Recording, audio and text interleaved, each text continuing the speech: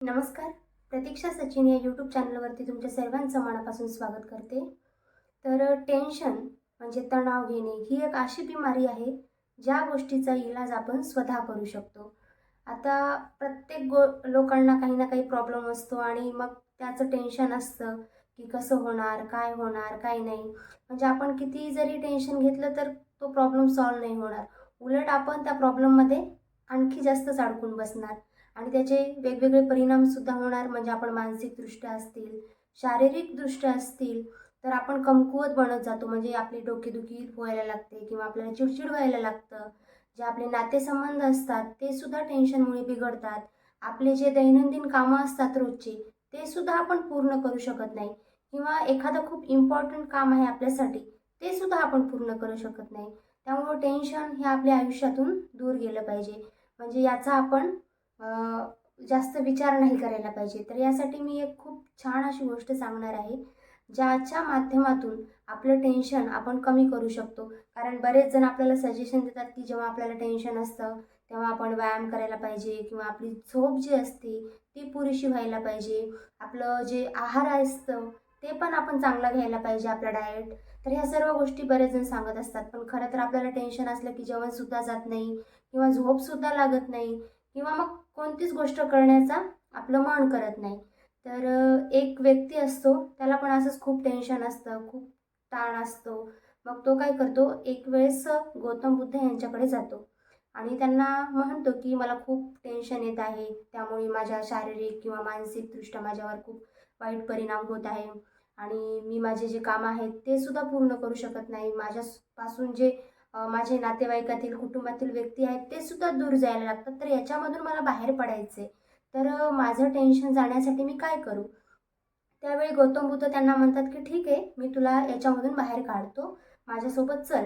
असं म्हणून गौतम बुद्ध त्यांना एका नदीच्या ठिकाणी घेऊन जातात आणि तिथे त्याला एक ग्लास देतात आणि म्हणतात, की "हा ग्लास पूर्ण पाण्यानं म्हणजे टच भरून घे." त्यावेळी तो व्यक्ती पूर्ण ग्लास पाण्याने टच भरतो आणि गौतम बुद्ध यांना म्हणतो, "हा तर ग्लास मी भरला." त्यावेळी गौतम बुद्ध त्याला म्हणतात, बाजूलाच एक ग्राउंड असतं, म्हणतात, की "आता हा ग्लास घेऊन तू पूर्ण ग्राउंडनं राउंड मार. म्हणजे जोपर्यंत मी तुला थांब म्हणत नाही, तोपर्यंत तू थांबायचं नाही आणि लक्षात ठेव, म्हणजे या ग्लासातून एक सुद्धा थेंब खाली नाही पडला पाहिजे."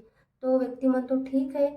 आणि तो व्यक्ती पूर्ण त्याचं कॉन्सन्ट्रेशन, त्याचं मन त्या ग्लासाकडेच असतं, की त्याचा एक सुद्धा थेंब खाली नाही पडला पाहिजे.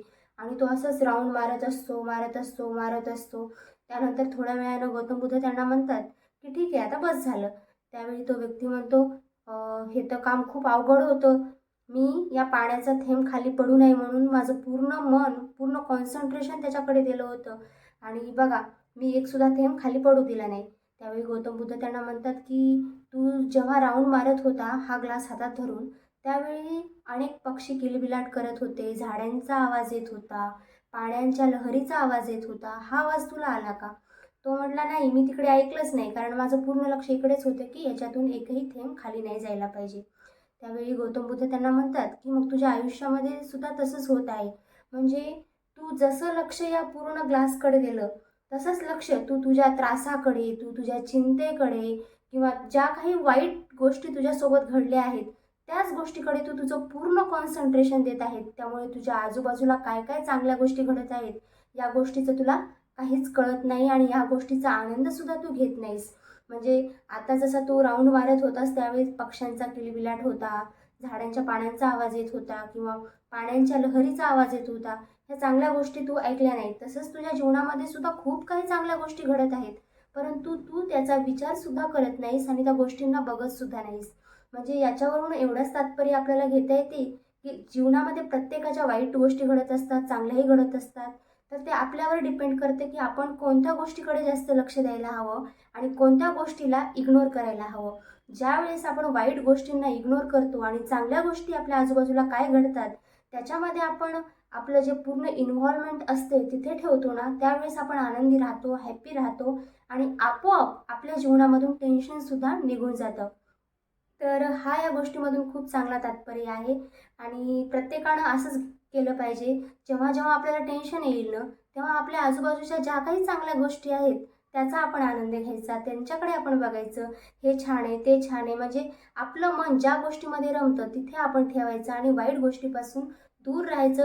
ज्या गोष्टी झाल्यात त्या होऊन गेल्यात, त्याच्यावर आपण कितीही काही काम केलं तरी त्या पुन्हा चांगल्या होणार नाहीत. हे माहीत असताना देखील जर आपण एखाद्या गोष्टीचं टेन्शन घेत असेल ना, तर हे खूप वाईट आहे आपल्यासाठी. त्यामुळे नेहमी हॅपी राहिलं पाहिजे, चांगल्या गोष्टीचा आनंद घेतला पाहिजे आणि नेहमी सुखी समाधानी जीवन आपण जगलं पाहिजे. तर व्हिडिओ कसा वाटला कमेंट करून नक्की सांगा. चॅनलला सबस्क्राईब करा. धन्यवाद.